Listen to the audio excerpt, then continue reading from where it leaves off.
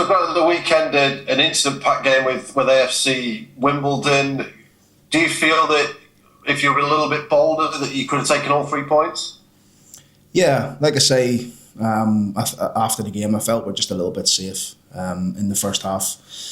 We wanted the players to take the shackles off and be a bit more positive and, get out of third gear and start getting into fourth and fifth and sixth. But we did. We started the second half better, for sure. A bit more aggressive. Fullbacks more aggressive, driving with the ball, trying to create 2v1s. And then, look, we make the change to go and win the game, a little bit like we did last week against Cheltenham. And Billy makes a mistake. He's held his hands up. I spoke to him yesterday again, but we're here as a club to support Billy. I've been in them situations myself as a player where, emotions override things and you do something silly. So I know what it's like. But we'll support Billy. But look, we end up getting a good goal from Jamie. We pushed to try and get another one. It wasn't to be. Now we move on to Tuesday night. Does it just show you that it doesn't really matter what age, what experience, that football matters and anything can happen at any point? Yeah, look, I think he's just lost his head for a split second, hasn't he? That's all he's done really, and Billy plays with that edge anyway. And I think that's been a real, point to him really, and a true sort of way mark of Billy throughout his career. He's got that edge about him. Maybe obviously he's took it too far. On Saturday, he knows that, and he's apologised and he's made a mistake. But look, I'm not the type of person to belittle anybody in them situations. I think what's important at this stage of the season is to keep the boys together and understand that we're going to need every single person to be here ready to help us get to where we need to get to. And you mentioned about other players stepping up. And Ethan Ennis being kind of one of those that's maybe had to wait for his chance recently. When I saw him in January when he first signed, he had a kind of real buzz about him, real energy about him. Is that something that you feel you can get a bit more out of him over these next few weeks? Because there's a player in there, isn't there? Oh, there's definitely a player there. He's got serious ability, Ethan. And over the last few weeks, I think the form of Gibson and Molyneux has probably kept him out of the team. We've sort of changed in the last couple of games in terms of the shape to try and get back into the game, which probably hasn't helped him, and hence why he's not come on in the game. But he's training well. I spoke to Ethan at length a few times now to say, look, keep going, your opportunity's going to come. And Ethan can play anywhere in the front end of the pitch, in the front three. So he's a really good option for us, and I'm sure he'll have an important part to play for the remainder of the season. It's been a short video kind of circulating about you exchanging a few words with some supporters at the full-time whistle at the weekend, Grant. What was said, and is that a frustration there? It wasn't at supporters, it was just at a supporter who every game, home games, I can hear him behind us, and I don't usually react, but when it's a bit personal and it's abusive towards me, then I just turned around and looked at him and said, look, if you don't like it, just don't come back. That's it. And I get fans pay their money. I totally appreciate that, and they're allowed to vent their frustrations, and if they're not happy, then by all means, that's what fans do. I have no issue with that. But when it's personal, I do, and I didn't like that. At the end of the game, we're trying our best here as a football club to get out of this division, and I really do believe this football club has turned around. From being rock bottom to a very well-run football club from top to bottom, from inside out, and I think we are hopefully trying to bring this club to the next level. And when things like that get personal and abusive towards me, and I don't need that. I've had a tough time myself over the last month or so, and I'm in work trying to do my best for Doncaster Rovers, and I will do that every single day. But when people start getting personal like that, it's not nice. And look, I probably shouldn't have said anything to him.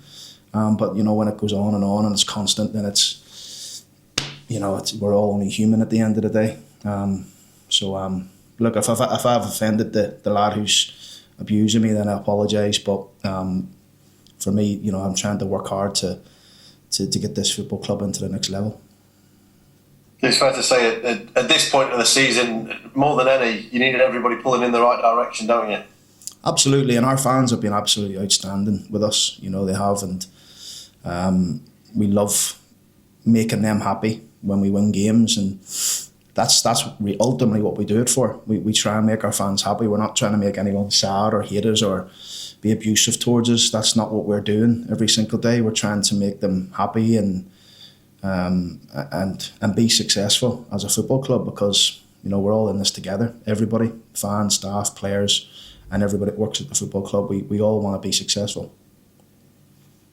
And while obviously you will have wanted all 3 points, it turned out to be a valuable point. It keeps AFC Wimbledon behind you, Bradford, Barrow, Notts County all losing. There's so much going on, isn't there, across all the teams?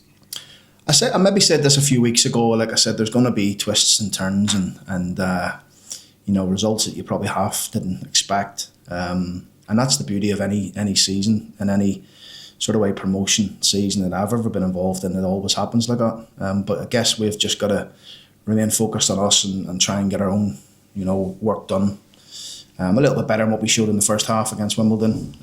We need to improve on that, and then hopefully take it into the game tomorrow night. So it's set for a nice, exciting 2.5, 3 weeks or whatever it may be. We want to keep ourselves in there in the picture and in the mix for it. So it's a big week for us coming up. Starting today, this time next week, we'll be gearing up for a kick-off against Colchester. So 3 games inside a week, 3 important games, and obviously the next one's for us is Salford. Yeah, and when it's Salford, you go second. Salford obviously want the win to try and keep their push for the playoffs. It's what it's all about at this point in the season, isn't it? It is, yeah. I watched them on Friday night at Notts County, and I thought they were very good. I think their energy and their work rate and their commitment sort of overpowered Notts on the night, and it's like I said, doesn't surprise me. With the manager they have there, and Carl Robinson, I think he's a tremendous manager for the level. I've always said that I've got huge admiration for Carl and come up against him many, many times, both as a player and a manager, and really good guy and done well everywhere he's been. So it doesn't surprise me. I fancied Salford to be in and around the mix, when the season kicked off and we sit down as a staff and we say, who do you fancy, who's going to be involved? Salford was one of my names. The names that I mentioned I think will be quite close, and it doesn't surprise me that they are. Did it remind you on Friday, if even if you didn't need it, of the threats and the danger that they pose? Not really, no. I know all about them. I've been to see them a couple of times myself. We've obviously played against them twice already this season, so we know what their threats are. We know what they're capable of. But we've got to make sure we follow our plan better than what we probably did first half on Saturday. And we've worked hard with the boys today.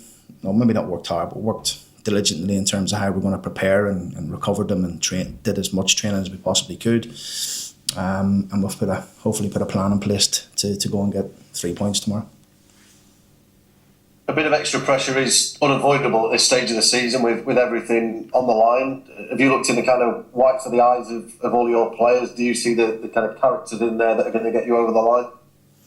I had a chat with them this morning, just to reaffirm the importance of this week, to reaffirm that these are an exciting time for us. There's nothing better, honestly, of being promoted and having that P beside your name. And I mentioned to the players today, look, whether it's this club, another club, or wherever it may happen in the future, but when you've got that promotion beside your name, it's what managers look for, up and down the country, because you'll never go without a football club, because managers want winners. Managers want people who win, know how to win, been there, done it.